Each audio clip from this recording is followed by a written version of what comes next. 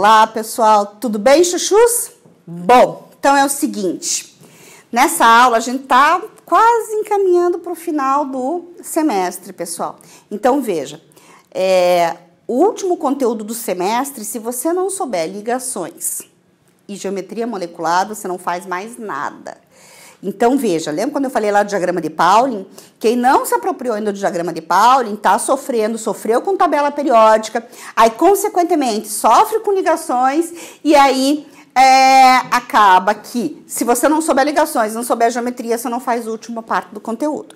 Então, dá uma boa revisada, dá uma respirada e faz com calma, você precisa voltar. Química é muito sequencial, você já deve ter percebido. Tudo bem? Bom, então vamos lá, pessoal. Geometria molecular. Escute lá o nome, né? Geometria molecular. O que ela determina? Como os átomos estão organizados numa molécula.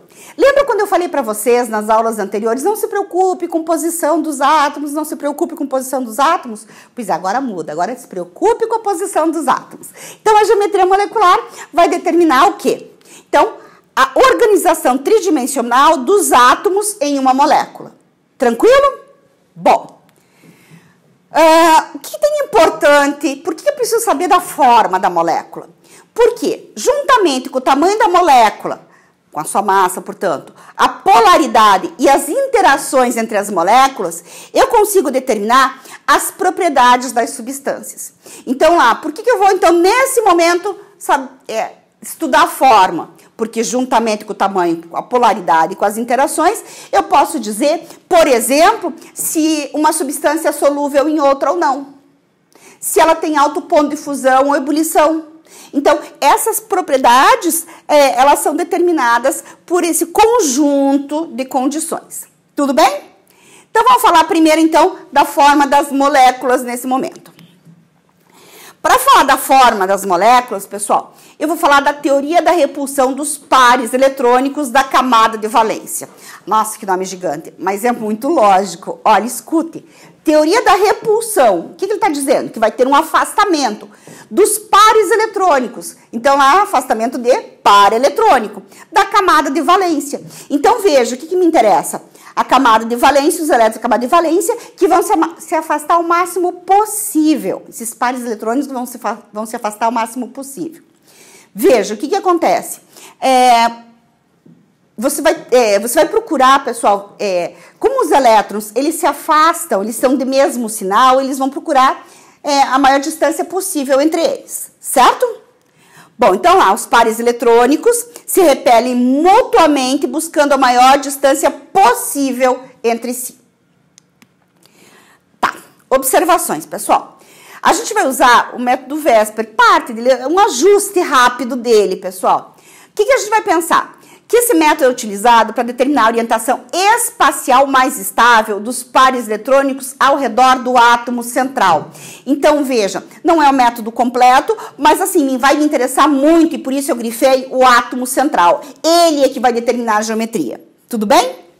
Bom, pares eletrônicos não ligantes, ou seja, que não participam de ligação, sofrem maior repulsão que pares ligantes.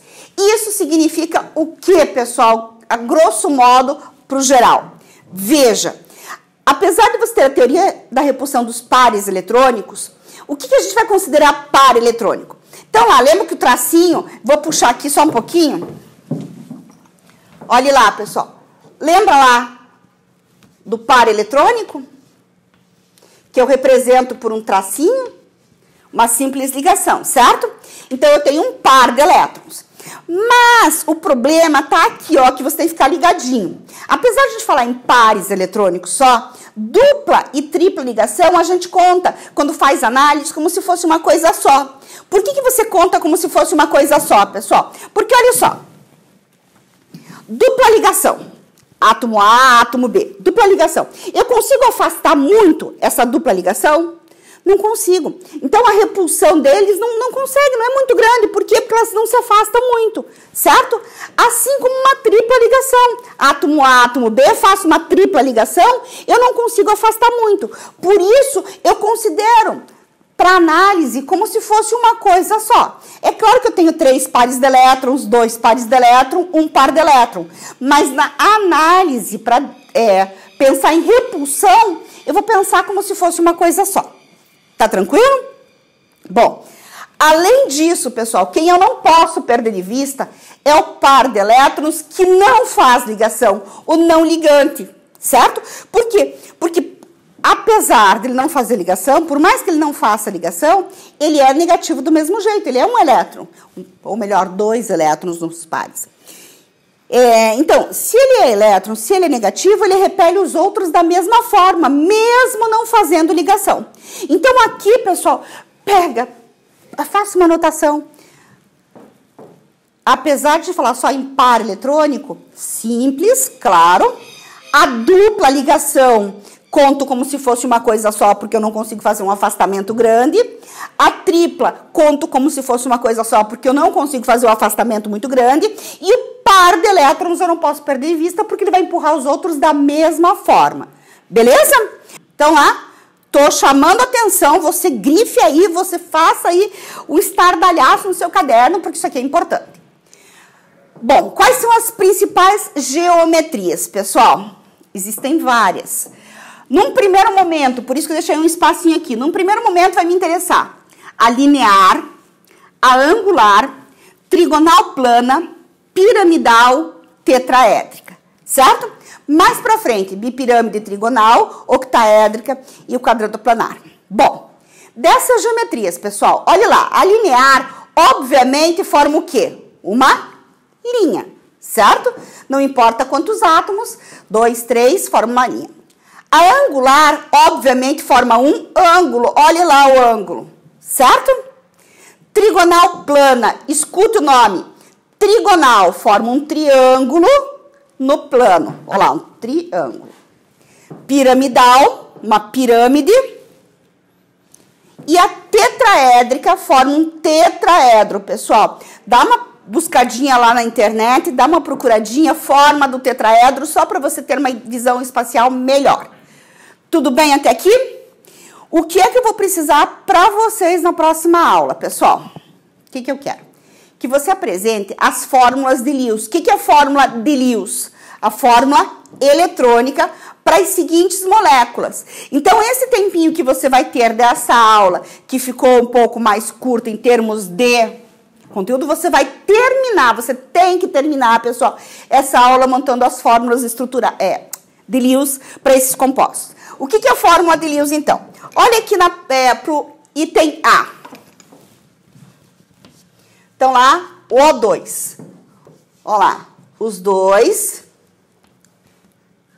os 6 elétrons. Tudo bem?